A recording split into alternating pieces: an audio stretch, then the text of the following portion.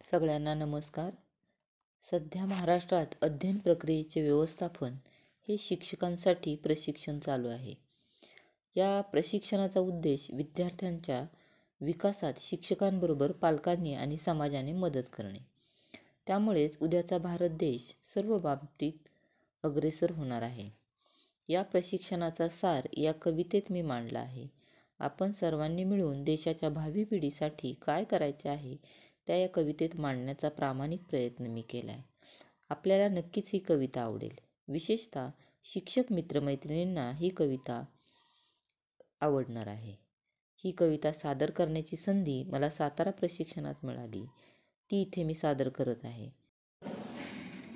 जात धर्म पंथ भाषा देश मतभेद बाजूला ठेवूया। जात धर्म पंथ भाषा देश मतभेद बाजूला ठेवूया। सक्षम विद्यार्थी घडवून आत्मनिर्भर भारत घडवूया। शिक्षक म्हणून आधी स्वतःला समजून घेऊया। शिक्षक म्हणून आधी स्वतःला समजून घेऊया। विश्वास स्वतःवर ठेवून विद्यार्थ्यांना समजून घेऊया। 100% मुलांना 100% क्षमतेत सोबत घेऊन जाऊया। 100% मुलांना 100% क्षमतेत सोबत घेऊन जाऊया। शिक असणारे प्रत्येक मूल पिसासाठी तयार करूया।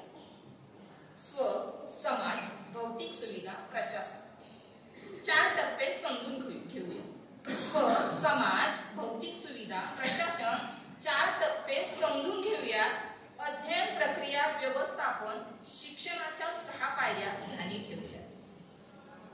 मुलांना शिकण्यास आव्हान देऊन स्वतः शिकण्यास प्रेरित करूया।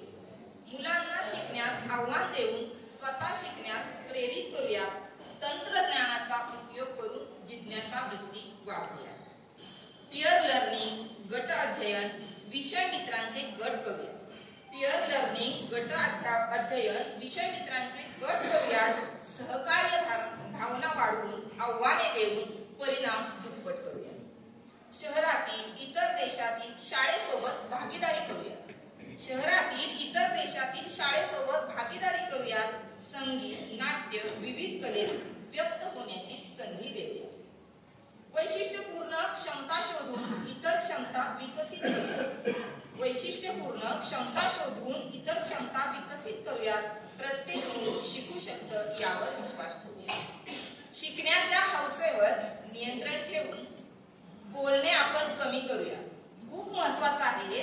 शिकण्याच्या हौसेवर नियंत्रण ठेवून बोलणे आपण कमी करूया।